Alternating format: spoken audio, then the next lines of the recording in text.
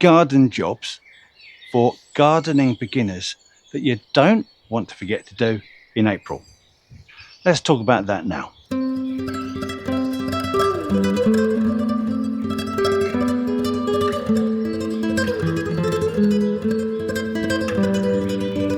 The first job, and I know you don't want to hear it, is to keep on top of your weeding. Nobody wants to do it. It's a job that needs to be done. If you get on top of it now, before your weeds start flowering, start producing seeds and spreading those seeds all over the garden, you will save yourself so much time and effort later on in the season. If you avoid doing it because you don't want to get your nails broken, you're going to end up with a garden completely full of weeds. And I see this all the time with plants like bittercress, with plants like celandine. There are so many. Get on top of it, get it all under control. If you do a proper job, you'll barely have to do any further weeding for the rest of the year. And that's why it's so important that you start this now before things get away from you. There you go, weeding. It is literally, apart from picking up slugs, the worst job that anyone can do in the garden, and picking up dog poop. It's probably frogs.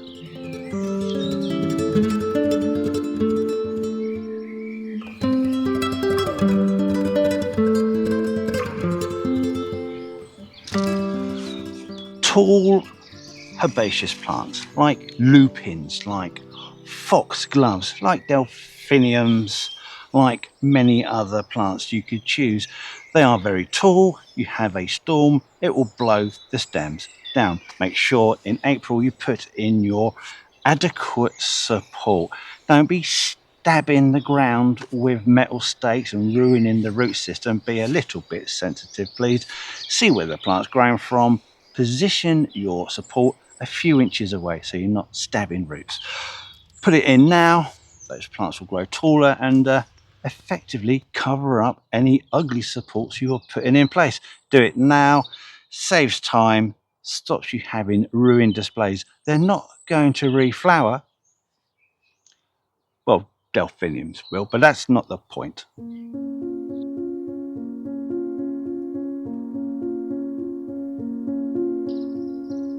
Your bulb displays, if they haven't already done so, would have finished flowering by now. And by all means, you can deadhead the old seed heads. We don't need those, not unless you're going to start cultivating new seedling varieties of your favourite bulbs. No one does that.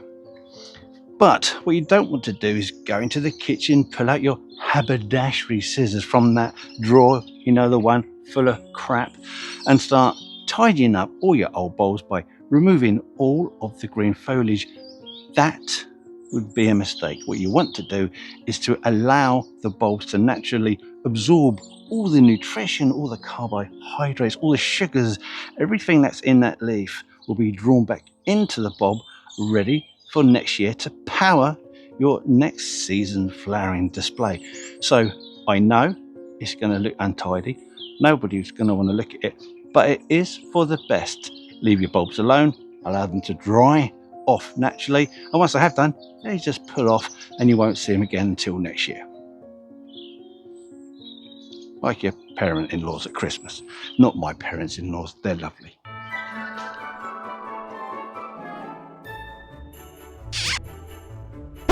Spring flowering plants that flower on the previous season's wood, which have now finished flowering, you're free to cut these back hard to produce all the new growth for next year's flowering display. We're talking about plants such as your wonderful golden Forsythias and also your flowering currants, your ribes.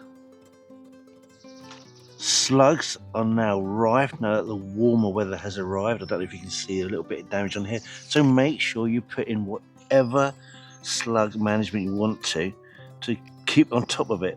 We've got slug pubs here. Unfortunately, I haven't caught anything yet. Any seedlings you've grown in the greenhouse which are big enough to come out, don't forget these will need hardening off to full sun before you put them outside. It takes between 7 to 10 days. You have to start them off in the shade, exposing them to a little bit of morning sun or late evening sun. Build that up to more sun, stronger sun over that period of time. By the end of 7 to 10 days, your plants will be hardy enough to be planted outside into their final position.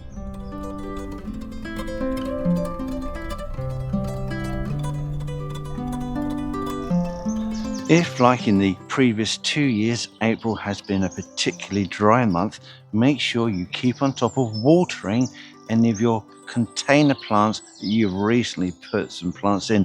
Even if you get a little bit of rain, it will never be enough.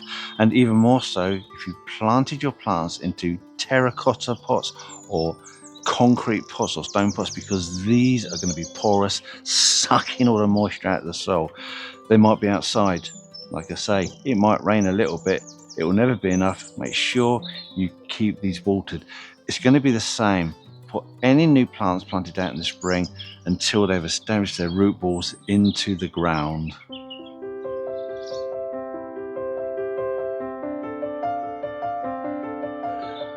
Now the weather has improved, like today, absolutely gorgeous.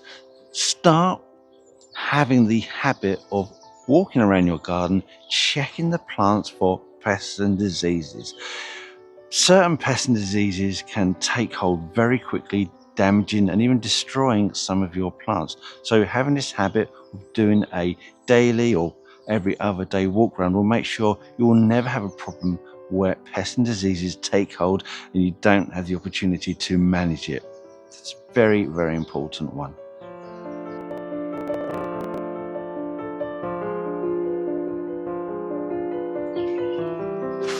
Just a couple more things. If you're worried about your plants suffering from drought over the summer and you're also worried about the cost of water and watering them, then at this time of year, now that all your herbaceous is showing through, now that all your bulbs are shown where they are, you can go out and you can put yourself down a mulch. It could be a nutritious mulch. It could be something like bark chips, something that will suppress weeds and help to keep the moisture in the soil. And lastly, your lawns. Now that we're in April, this means that you can now start applying your lawn products. Weed, feed, moss killers. April is the first month to do so. If it's looking a bit sad because of the winter, particularly around here, everyone's got tons of moss, then put it down. Read the instructions properly, use a proper spreader, otherwise if you overdose you'll get really nasty dead patches that probably take until next year to recover from. And there you go. Oh, hold on a minute. If you're finding this video useful or even just mildly amusing, then don't forget to click the thumbs up, press on that subscription, and if you want to be notified of whenever we release a new video, then click on that notification bell. It helps us more than you know, and it allows us to do stupid visits like this in the future. Anyway, let's continue to find out what old boiled butt has to say. Put my bloody glasses back on. Too hot, too sunny. It's too lovely. If you're growing those really lovely Japanese quinces, these are probably finished flower now, you can cut these back. But I would only really advise to do that if the stems are in the way and you might catch yourself on the spines, which are really quite nasty. Just be aware, if you do cut this back after flowering, you could be removing any opportunity for that plant to produce its fruit, because once the flowers are pollinated, it will produce its fruit. And those fruits are really lovely and ornamental too. So don't miss out on that opportunity if you can, but I understand that these plants can be a bit big, can be a bit spiky. If you're walking past them, they might need cutting. Secondly, plants such as your Cornus alba, your dogwoods, and also your Salix alba, both plants that produce really lovely stem color or new growth. If you haven't cut these back now, cut these back, cut them back hard so you've got that ornamental stem color this following winter. And as a last one, let me just quickly think. Oh yes, at the beginning of April you still have a chance to lift and divide any of your valuable herbaceous plants in order to improve the amount of stock you have without having to pay out any money. All you need to do is get a decent sharp spade, cut a section of your root ball, lift it up, don't disturb the roots any further, and either pop them on or plant them in their new final position. That's a great way to a great way to save money and great way to increase your stock.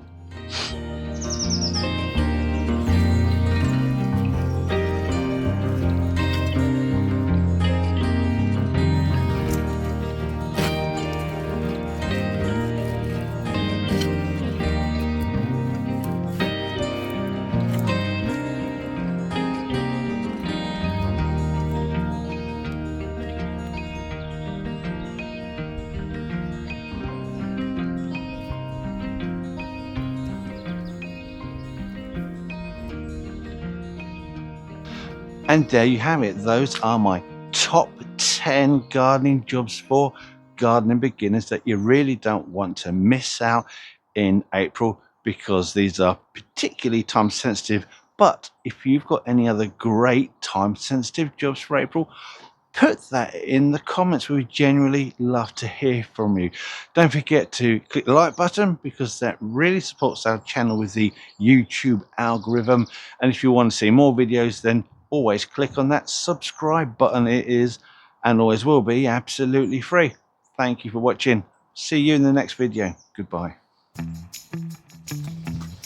Right, now, just before you go, if you want to see more content, more behind the scenes stuff, and images that I've taken of some weird freaky plants over the years, then you're in luck, because we have created an Instagram page. So you can find the link in our description. You can find the link on our main page, and if I'm clever enough, I might be able to get a link somewhere up there.